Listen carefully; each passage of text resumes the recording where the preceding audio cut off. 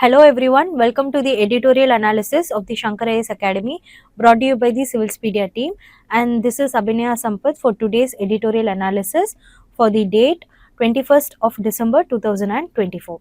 So for the editorial analysis, there has been two articles which would be discussed. First one titled Frosty and Bitter from the Hindu would be discussing about the winter session of the 18th Lok Sabha which happened recently and associated topics with it. And the next article titled How Global Crises Are Connected from the Indian Express talks about the few challenges which are recognized to be global challenges and how we need an integrated approach to tackle them. So without any much further delay, let's get into this article's discussion one by one along with the mains practice answer to be followed. Now moving on to the first news titled Frosty and Bitter. So this article discusses about the winter session which happened in the parliament in the 18th Lok Sabha, where it was seen to be the most unproductive session as the opposition and the ruling government party had led into a lot of arguments and debates where more than the national issues to be discussed, it was more political issues which were discussed in nature. So this session being very unproductive questioned the behavior of the parliament, the behavior of the members of the parliament, and at the same time it questioned the bringing in the maintenance and the work of the parliament, which eventually will be affecting the actions of our economy. So in light of this article, first let us see few basics about parliament, their structure, their preceding officers and the sessions of the parliament, and then we will move on to the later part of the article, which is what are all discussed in the article and a mains question to it. So it acts as a framework for the question also. Now looking into the basics of the parliament, in our Indian constitution, the parliament comes under the article 79. So in the Indian constitution, the Parliament of India is separated into three parts. First one would be the president, second one would be the Rajya Sabha, and third one would be the Lok Sabha. So both the houses, that is the Rajya Sabha and Lok Sabha, represents the Indian bicameralism legislature. That is nothing but two separate houses, electoral houses or chambers is being practiced in our Indian parliamentary system. So here Rajya Sabha can be called as the Council of States or the upper chamber or House of Elders, and Lok Sabha can be called as the House of People or the lower chamber or popular house. Now looking into the role of president. So president is the most integral part of our parliament, but they are not the member of both the houses. So here bill passed by both the houses cannot become a law without the assent of the president. So they also have the facility to issue the ordinances. They can dissolve the Lok Sabha and at the same time they can address both the houses, that is the Lok Sabha and Rajya Sabha. One of the most important role of president would be summoning and proroguing. So here summoning would be calling the members of the parliament to start the session, and proroguing would be bringing a formal end for the session. So in simple words, summoning would be the starting of the session by the president, and proroguing would be bringing a formal end of the session, which would be done by the president as usual. So these are the role of president. Now let us look into the presiding officers of both the houses. So in Lok Sabha, the speaker would be the most first and prime member of the house, where they would be representing the house and they would be preceding the session. So after speaker, the deputy speaker of the Lok Sabha would be temporarily preceding the house or representing the house in the absence of the speaker. The next person would be panel of chairperson of the Lok Sabha, where senior most MPs would be elected by the speaker and they would be preceding the house or representing the house when both the speaker as well as the deputy speaker of the Lok Sabha is not available. And finally, the speaker pro tem would be temporarily preceding the session of a newly brought in Lok Sabha or a new session of the new session. So in later slides we would be discussing what is the newly formed Lok Sabha.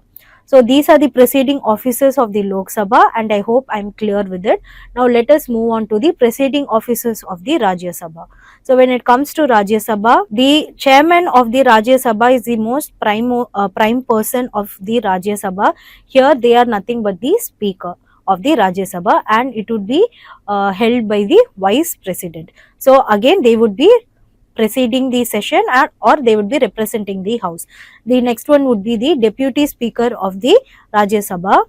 Again they would be temporarily preceding the session or representing the house in absence of the chairperson of the Rajya Sabha.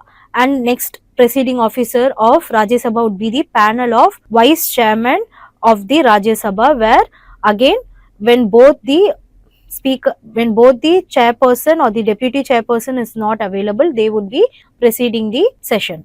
So these are the preceding officers of the Lok Sabha and Rajya Sabha. Now let us move on to the sessions of the parliament. So the summoning, that is the starting of the session, would be done by the president. So maximum gap of these sessions between two sessions cannot be more than 6 months in a year. So there are 3 sessions which would be conducted in the parliament. So the first session would be called as budget session, next session would be called as monsoon session, and the third session will be called as winter session. So the budget session would be happening from February to March, the monsoon session would be happening from July to September, and the winter session would be happening from November to December. So when it comes to sessions of parliament, there are 2 terms to be understood. First one would be session. So this term indicates the gap between the first sitting in the parliament to the proroguing of the parliament, and the next term called recess would be termed as the gap between the proroguing period of the time till the next session of a new meeting. So I hope these terms are clear, and I also ask the students to watch the video all again or put it in 0.75 speed for you to catch the meaning of the ideas which is being presented here. So now these are the basics of the parliament. Now let us move on to the later part of the article. So with the basic understanding of the parliament, now let us understand what the article were discussed. As I told before, the winter session in the 18th Lok Sabha were very unproductive due to a lot of debates by the members of the parliament. So let us see the impact because of it. First, it brought the issue of low productivity. So according to the article, in Rajya Sabha, almost 40% of productivity is only being given, which is 43 hours and 27 minutes. So these are bit more detailed statistics, and it can be helping for your mains answer writing to be bit enriched. And when it comes to Lok Sabha, almost only 54.5% of productivity has been given, which is very much less. And according to the articles, due to the problem, there were a lot of bills which were not passed, and out of 16 planned bills, only one significant bill was passed, that too from the aviation sector. So other bills such as Banking Laws Amendment Bill, Railways Amendment Bill, Public Sector Amendment Bill, Disaster Management Amendment Bill, Boilers and Oil Fields Amendment Bill, and at the same time a lot of issues by our External Affairs Minister S. Shankhar's issue on bringing in the India and China matters were all not discussed properly due to this abruption in the parliament. So let us see the implications of this unproductive parliament. Here it led obviously to the legislative delays. So if the bills are not passed, if the issues are not heard and debated properly in a very healthy manner, of course it brings in the legislative delays, that is implementing the policies and bills and so on. Next is bringing an erosion of parliamentary norms. So such behavior, such activities can bring down the trust by the people on the parliament in itself. Next would be bringing an economic impact. So altogether, if there is not a proper implementation of the policies or the law, it will definitely bring an impact in the economic growth of the country, which can slow down the growth and at the same time can bring in down the investments. And finally would be the weakening of the democratic accountability. Here, rather than bringing the national interest into the talk, it turns to be more political in nature. So there is a difference between politics and polity. So how can we keep in check of the parliament when such behaviors can tend to bring a larger impact. So there are few tools of Parliament to check the government.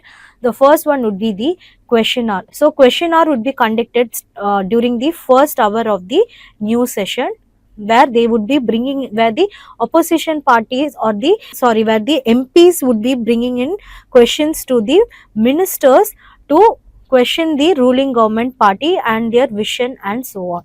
So the question in the question are types like start questions can be oral in nature, where they can bring in subsequent questioning, and next would be unstart questions, where there would be written answers for the question. So the ultimate aim of the question hour is to bring transparency and accountability in nature. The second one would be the 0 hour, that is the an informal session of the question hour, which would be conducted by the MPs to bring in awareness or raise urgent matters without any prior notice. That is to allow the MPs to highlight the pressing issue of the current economy.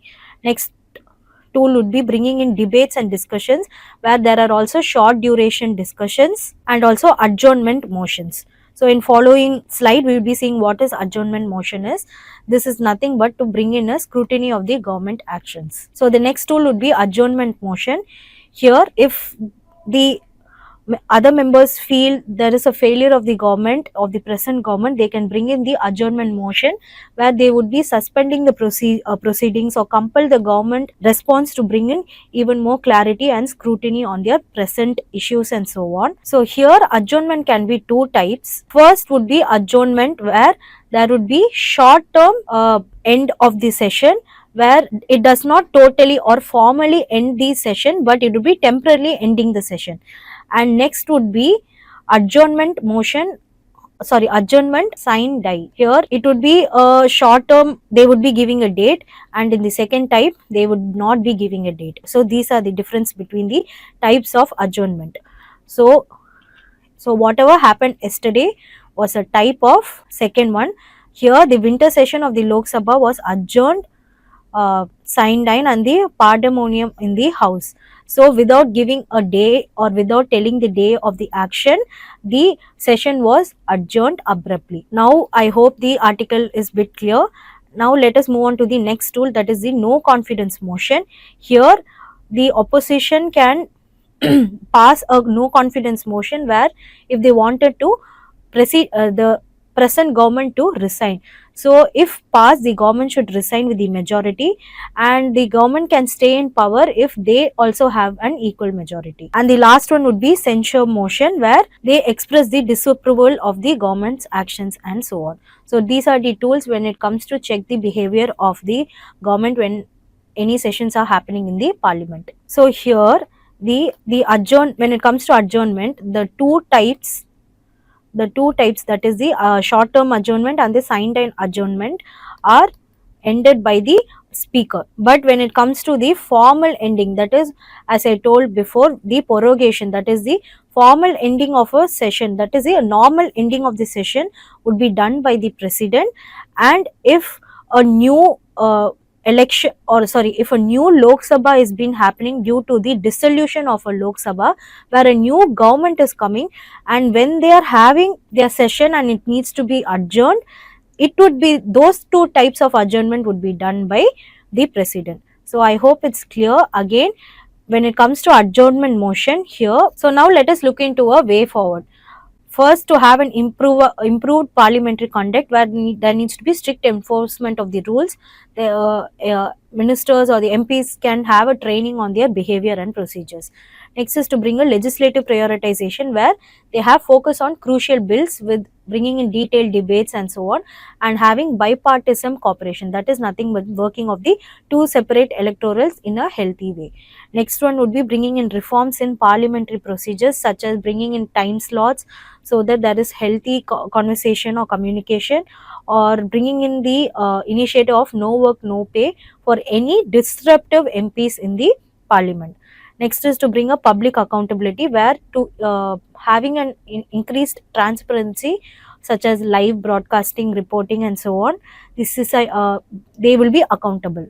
And finally is to having a promotion of civil discourse. Civil discourse is nothing but having an open-minded conversation and it need to be more helpful to bring in fostering of mutual respect and so on. Now moving on to the last article for today, titled How Global Crises Are Connected. So according to this article, there has been a scientific report by an international organization which we would be discussing later, have studied that the interlinking of five global challenges, that is the climate change, food insecurity, biodiversity loss, water scarcity and health risks are well connected for the encroachment of the whole global diversity, let it be economically and let it be environmentally, and how these five challenges are interconnected, which can have a lasting impact. So while addressing these challenges one by one cannot be a vital solution, we need an integrated approach to address all of these five challenges all together, so to bring a sustainable change for our economy and at the same time for our environment. So this article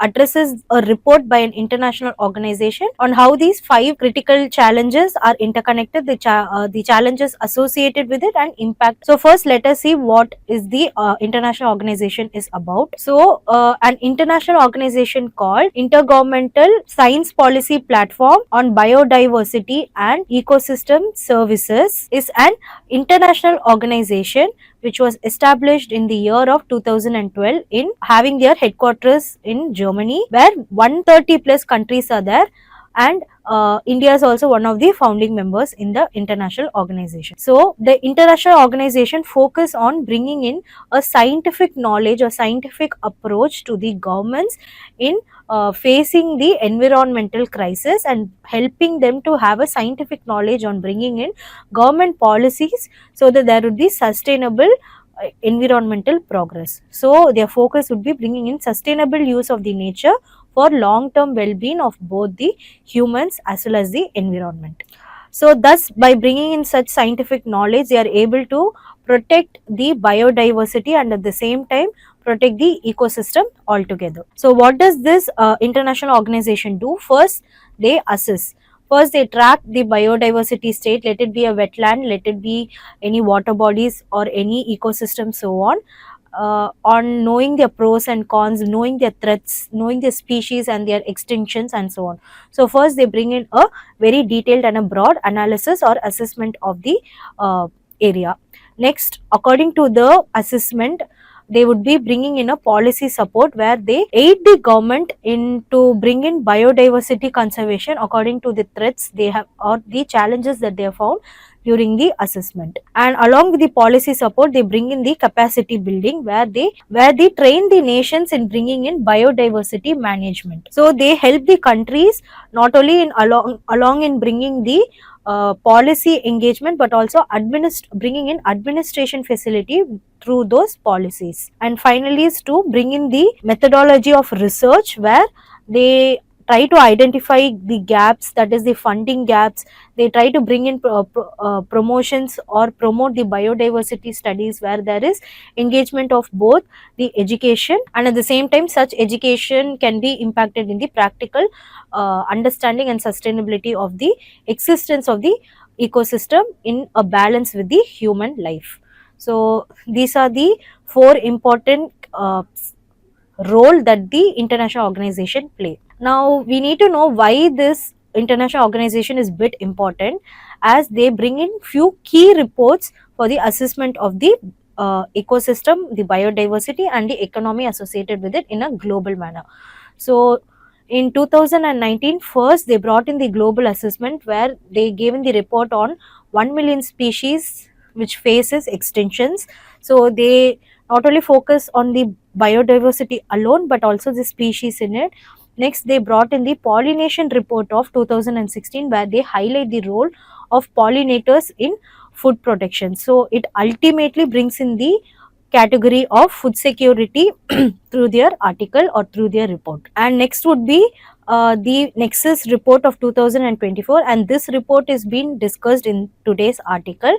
Here they have links between the biodiversity, climate, water, food and health, and through this report it stands as a very alarming article on how sustainable development and at the same time protecting the biodiversity is not just a problem of nature but it is also equally a problem of economy. let us see how it interconnects in the article. So this bit has been given in the article. Here the report emphasized that protecting the nature and biodiversity was important for purely economic reasons as well.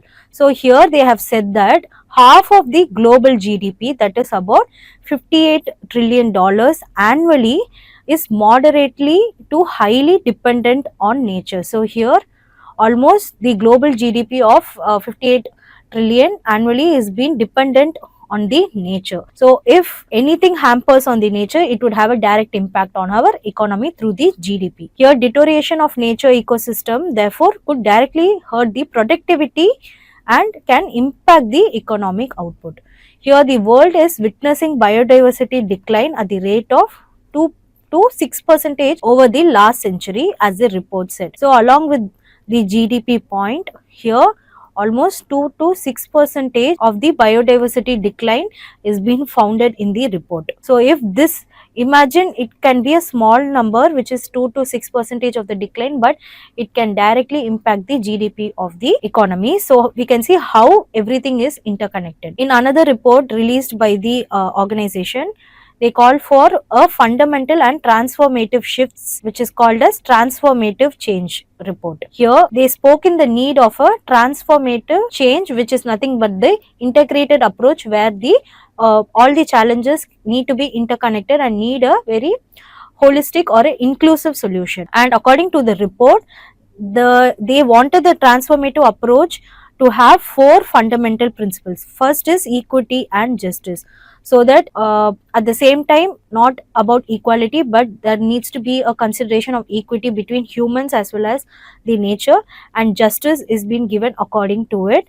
The next principle should be pluralism and inclusion. As I said before, the world is diverse, it has many perspectives, it has many species all around, and just because of the diversity, it doesn't mean that one should be getting benefited by others. So there needs to be, along with the pluralism, there needs to be an inclusive approach to consider everyone's priority. Third fundamental would be having a respectful and reciprocal human nature relationship, where we need to be communicative and at the same time understanding between human to human, at the same time human to the nature. And finally is to have the principle of being adaptive learning and action. So in coming generations, in this following generations, there has been a lot of change. So more than being adaptive, we need to make that adaptive nature into action, so that we all get benefited through the sustainability development and at the same time having an economic progress. Here in report they have said that $10 trillion in business opportunities and about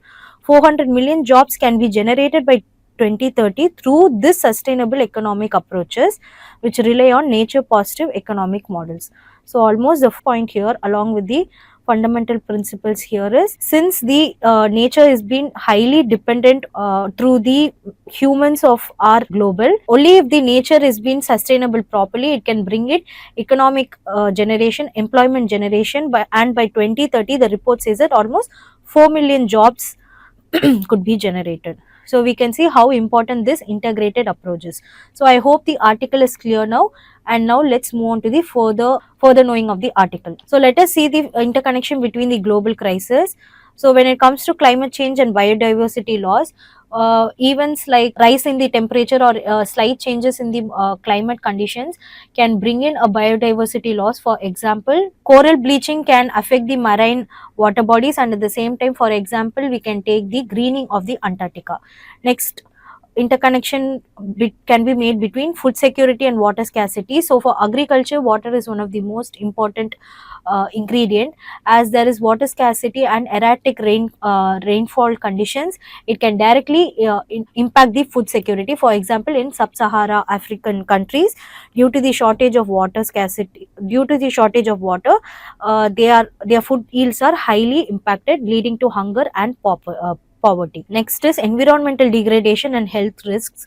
So when there is a loss of biodiversity or loss of a nature, zoonotic diseases can affect the health of the human to human interaction. So for example, we can take COVID-19 as a very important example, and we can also see due to the rising of temperature, there has been the possibility of diseases to be forming in the Antarctic region also. And the next interconnectivity can be biodiversity loss and water scarcity. So wetlands and other water bodies can having their loss can impact the marine protection and having a direct interconnection with the food insecurity. So now we can see the necessity of an integrated approach. First is to address the root causes. Here, for example, tackling the deforestation starting from the scratch, we can protect the biodiversity to ensure water availability.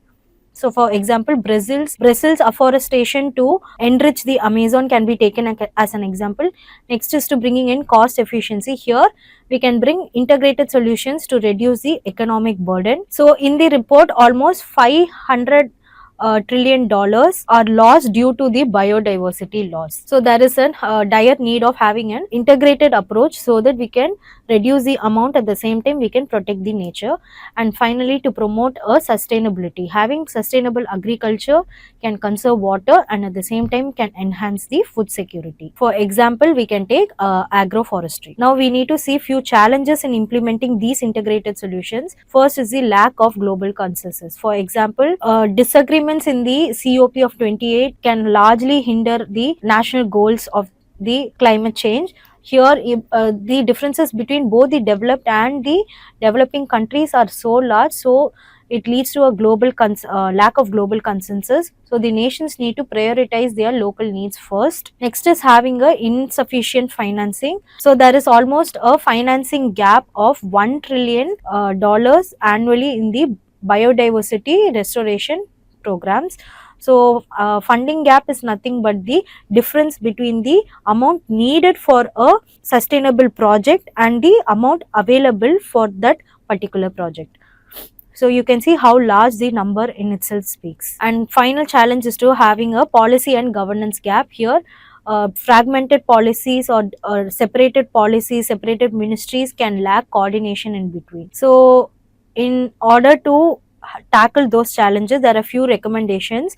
First is to have an harmonized policies where there is integrated approach of policies so that both ministries can help for their all together. For example, the Nexus report by this international organization is an example for this.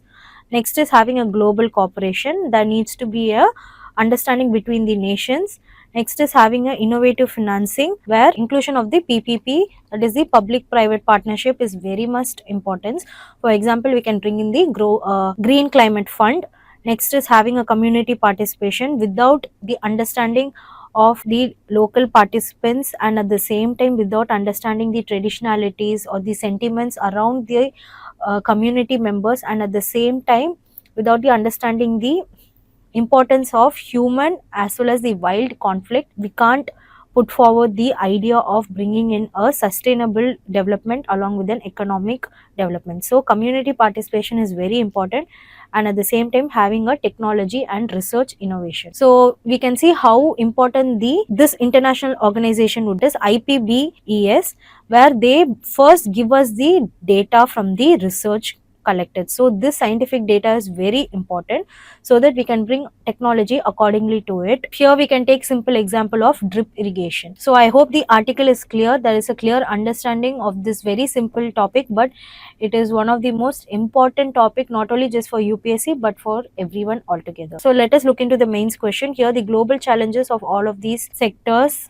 are interconnected. Here critically analyze the necessity of an integrated approach to tackle these issues. So I hope I have given a framework for this answer mains question, and I hope the aspirants to also give their input on it. Thank you so much for watching this video. I hope you all are at till the end of this video. So don't forget to give a like, comment and a share, and to further not to miss any other contents, subscribe to our channel. Thank you and have a nice day.